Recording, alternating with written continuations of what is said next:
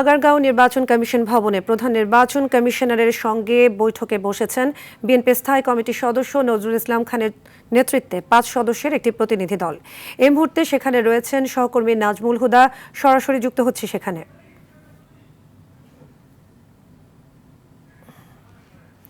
নাজমুল, বিএনপির সাথে সিইসির বৈঠক নিয়ে সবশেষ কি তথ্য আছে আপনার কাছে আমাদের জানাবেন।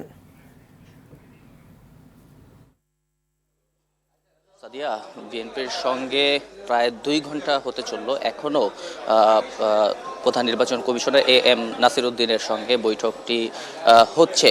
তো এই মাত্র বৈঠকটি শেষ হয়েছে। আপনারা দেখছেন আমার পেছনেই প্রধান নির্বাচন কমিশনার এর যেই ফটক রয়েছে, তার যে রূপ, সেই কক্ষ থেকে বিএনপির প্রতিনিধি দলের যে সদস্য, স্থায়ী কমিটির সদস্য নজরুল ইসলাম খান, তিনি এবং বিএনপির যুগ্ম মহাসচিব রুহুল কবির রিজভী, তিনিও বের হয়েছেন।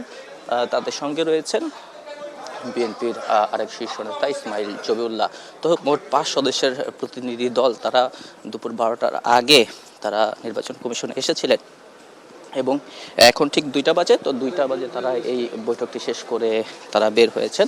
আমরা এখনো আনুষ্ঠানিকভাবে কোনো কিছু বলা হয়নি বিএনপির পক্ষ থেকে যে ঠিক কী কারণে তারা এসেছেন। তবে ধারণা করা হচ্ছে যেহেতু 12ই ফেব্রুয়ারি ভোটের আর খুব একটা বেশি সময় নেই, তো তারা ভোটের সার্বিক বিষয় নিয়েই তারা আজকে প্রধান নির্বাচন কমিশনারের সঙ্গে বৈঠক করেছেন। তো এখন তারা বের হয়েছেন, বের হয়েই তারা আনুষ্ঠানিকভাবে আমাদেরকে জানাবেন ব্রিফিং করে।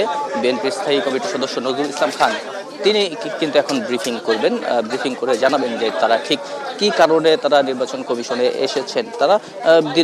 তারা প্রায়ই বিরতি দিয়ে তারা নির্বাচন কমিশনে আসছেন এবং এর আগেও আমরা দেখেছি যে পোস্টাল ব্যালট ইস্যুতে তারা এসেছেন। সেই বিষয়টিও তারা প্রধান নির্বাচন কমিশনারের সঙ্গে কথা বলে সেই বিষয়টি সুরাহা করেছেন।